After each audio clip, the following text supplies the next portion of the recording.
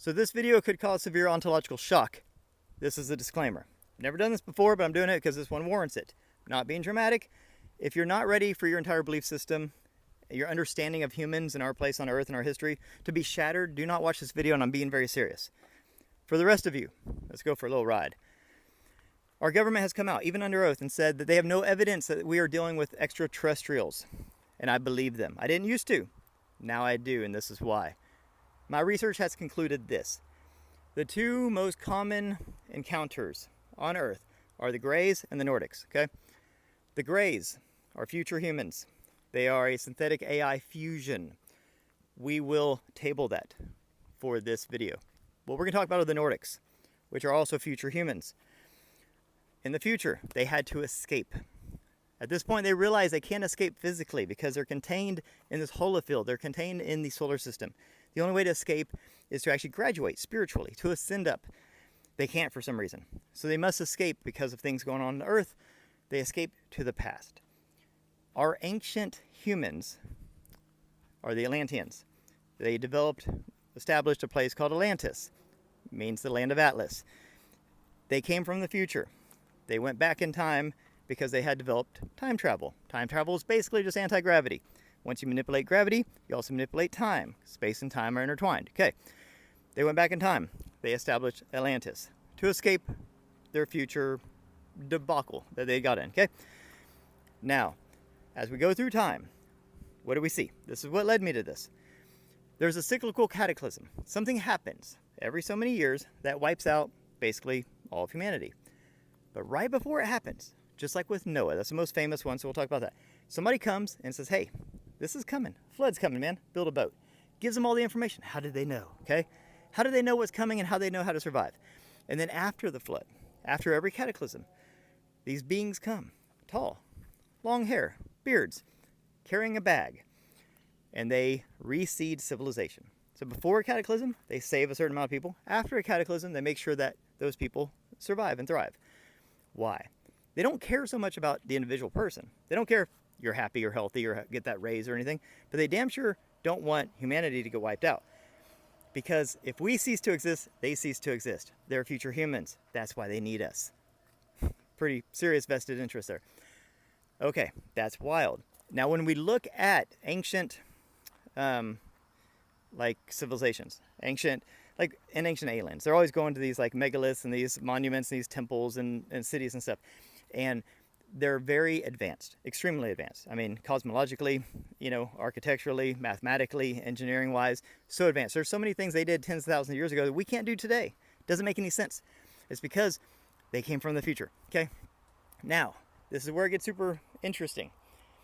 They also put Easter eggs. They put breadcrumbs in to all of these civilizations. They built these giant monuments. They built these pyramids. They built all these things because they're leaving clues for themselves. They know when they see that statue of the bearded guy with the bag, that's them.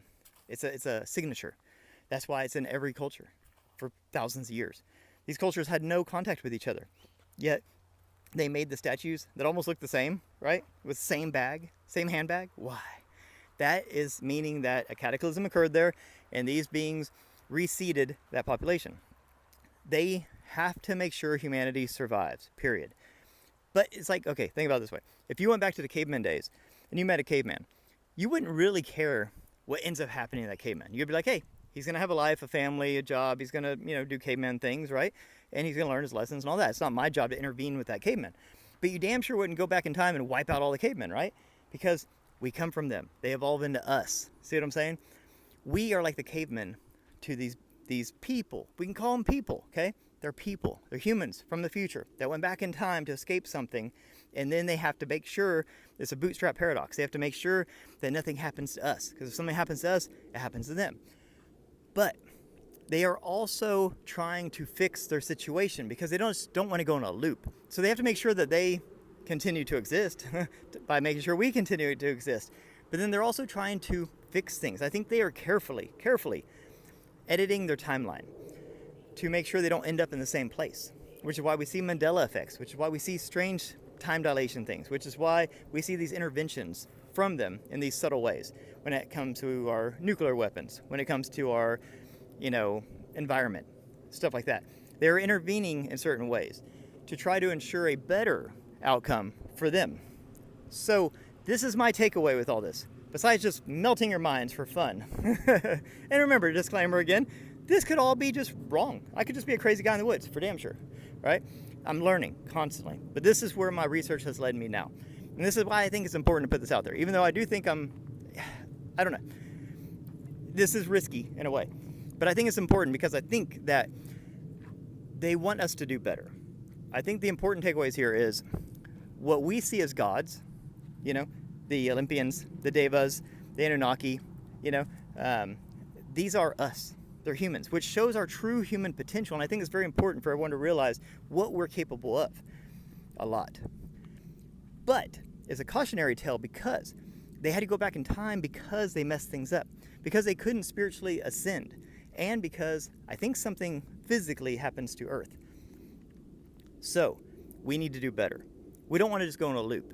If they are us and we are them, we don't want that outcome. We want a better outcome. We need to be better. We need to realize our true human potential. We need to realize what we're capable of. We need to realize that we are the gods. We look at them as gods, but we are them. That is our potential. But we have to use it in the right way. We have to take care of this planet. We have to take care of each other. We have to be better so that we don't end up the way they ended up. And I think that's why they're coming back, to make sure that we don't just go in a loop. So, of course, they're ensuring our survival so that they don't cease to exist. That's step one. Step two, be better. Be better. That's what I think is important here. What do you guys think?